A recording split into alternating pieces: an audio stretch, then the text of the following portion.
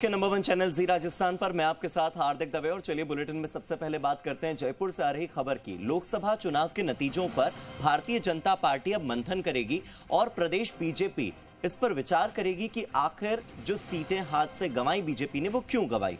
Bharatiya Janata party में 2 दिन तक महामंथन का दौर चलेगा।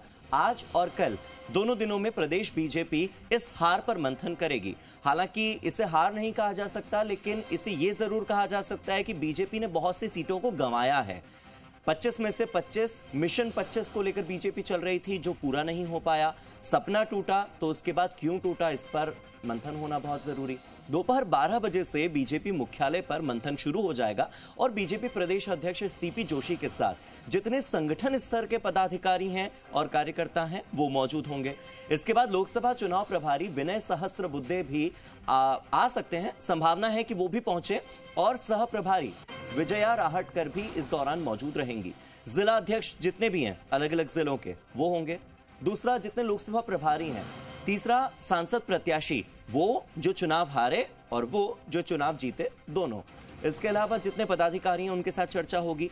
एक एक लोकसभा का फीडबैक लिया जाएगा, पूरा फीडबैक लिया जाएगा कि आपकी सीट पर चुनाव हम क्यों हारे।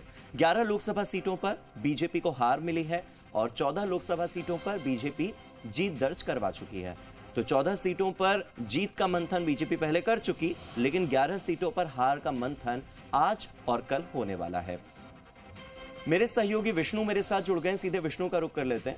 विष्णु, 14 सीटों पर जीत का मंथन तो बीजेपी कर चुकी है, लेकिन 11 सीटों पर हार के मंथन के लिए 2 दिनों को चुना गया है, आज और कल। कौन कौन से वो प्रमुख चेहरे और बड़े चेहरे होंगे जो इस मीटिंग का हिस्सा होंगे, और क्या इंद्रेश कुमार की नसीहत और मोहन भागवत की नसीहत को इस बैठक में सुना जाएगा, समझा जाएगा? क्या उस पर मंथन होगा?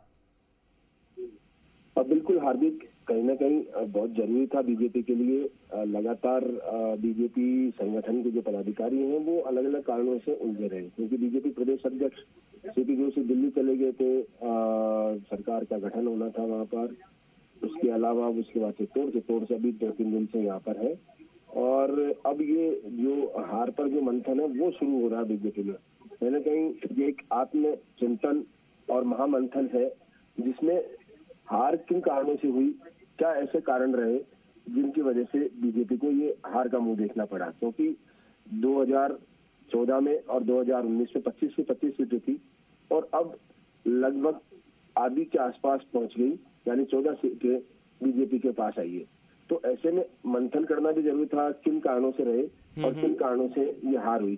चिंतन और मनन 2 दिन तक लगातार चलेगा।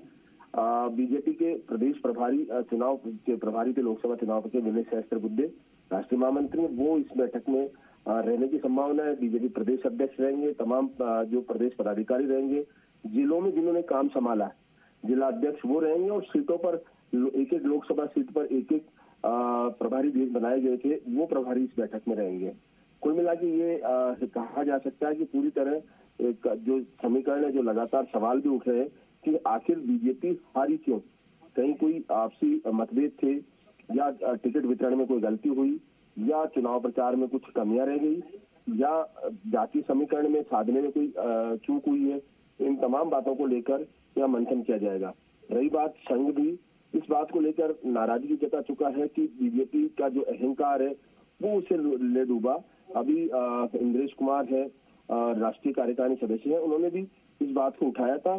तो इस बात पर भी मनन होगा, चिंतन होगा कि संघ से जो दूरियां बनी, कारण क्या रहा। क्योंकि कहीं ना कहीं जो संघ है वो चुनावों में बीजेपी के लिए ग्राउंड लेवल पर जमीन तैयार करता है। एक तरह से ये कहा जा सकता है कि खेती होती है तो उसके लिए जमीन तैयार होती है, तो वो काम जो संघ के स्वयंसेवक है, कार्यकर्ता, वो करते हैं। इस बार संघ के जो कार्यकर्ता और स्वयंसेवकों की इन चुनावों में कुछ जगहों को छोड़ के बाकी दूरी दिखाई दी, और इस बात को लेकर चर्चा भी रही कि आखिर संघ को दूर रहा। इन तमाम कारणों पर विचार और मंथन यहाँ पर 2 दिन लगातार किया जाएगा, क्योंकि 2 दिन बैठक चलेगी। ऐसे में संभावना है कि हर पहलू पर चर्चा की जाएगी। और ये बड़ी बात भी कि चर्चा का जो मंथन होगा, आत्ममंथन होगा, इस महामंथन में कुछ अमृत निकल के आए, जिससे आगामी चुनाव आने वाले हैं, उपचुनाव होने वाले हैं, उन चुनावों में भी इस तरह की गति देखने को नहीं मिली। तो 5 सीटों पर उपचुनाव होने और इसके बाद पंचायती राज नगर निकाय चुनाव होंगे।